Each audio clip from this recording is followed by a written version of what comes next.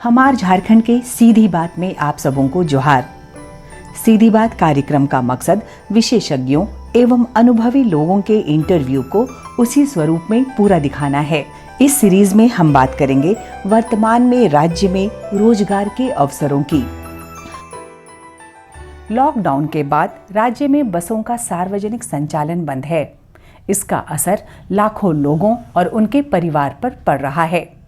इस दौरान प्रवासियों को घर पहुंचाने का काम इन्होंने ही किया है।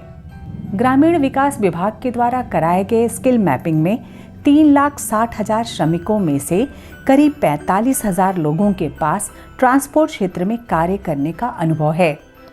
क्या है विकल्प रोजगार का जिससे सबके लिए रास्ता निकले?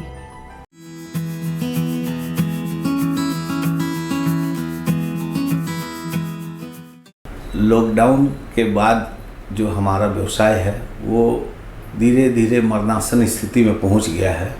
चूँकि हमारे साथ हमारे काम करने वाले पूरे राज्य में लगभग 5 लाख लोग हैं जो डायरेक्ट हम लोग से और इनडायरेक्ट रूप से जुड़े हुए हैं। बस धोने वाला से लेकर के हवा भरने तक वाला हम लोग के साथ है और सबका रोजी रोटी पर असर आ गया है।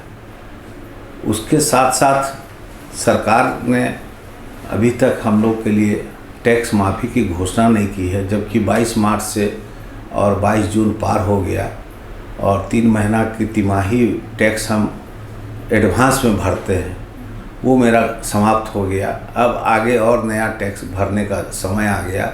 जब हम गाड़ी चलाए ही नहीं, जब सरकार ने कहा कि आप बस को बंद कर दीजिए और आज फिर उस पर टैक्स देना, इसके साथ साथ इंश्योरेंस का एक बहुत बड़ा खर्च हम लोग के ऊपर आ गया। इंश्योरेंस पूरे साल के लिए होता है और लगभग एक बस में 1 लाख रुपया साल का प्रीमियम होता है, जो 8,000 रुपया प्रति माह के अनुसार हमारे ऊपर लोड होता है। तो आज के डेट में वो उसका भी बहुत भारी हमारे ऊपर दबाव और कर्ज बढ़ते जा रहा है। ये सब स्थितियां अभी बदल गई हैं। हमारे कामगार मजदूर, हमारे भाई ड्राइवर भाई, कंडक्टर भाई लोग सब मजबूर होकर के आज कोई सब्जी बेच रहे हैं, कोई फल बेच रहे हैं और कोई किसी तरह जीवन यापन करने पर मजबूर हो गए हैं। हम लोग मदद कर रहे हैं, लेकिन हम लोग की भी एक सीमा है मदद करने की, जिसके कारण आज उन लोग को भी हम लोग बहुत बढ़िया से मदद नहीं कर पा रहे हैं। चूँकि हमारे बसों में हमको EMI भी देना पड़ता है जो लगातार चालू है, और अगर उस EMI को हम रोक भी देते हैं तो उस पर अतिरिक्त इंटरेस्ट का बोझ बढ़ता जा रहा है। तो ये सब बहुत सारी कारणों के कारण हमारा बिजनेस, हमारे कामगार सारे लोग असहाय फील कर रहे हैं। हम बस वाले सब बेबस नज़र आ रहे हैं।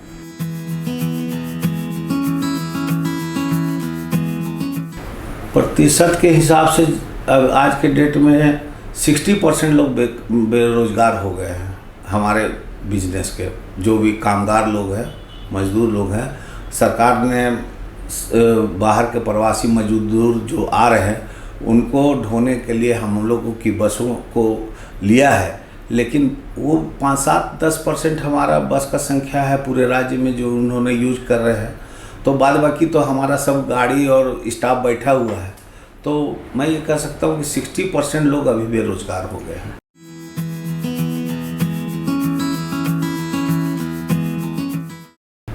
सबसे पहला तो रोजगार हम लोग का शुरू हो, और जो हमारे पुराने जो लोग हैं पहले तो हम उन्हीं को समायोजन करेंगे, हम उन्हीं का साथ लेंगे।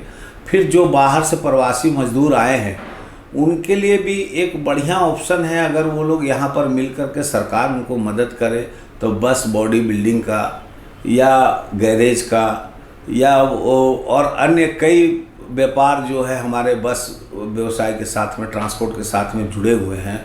हवा भरने से लेकर के गाड़ी धोने तक का हमारे पास वो स्कोप है।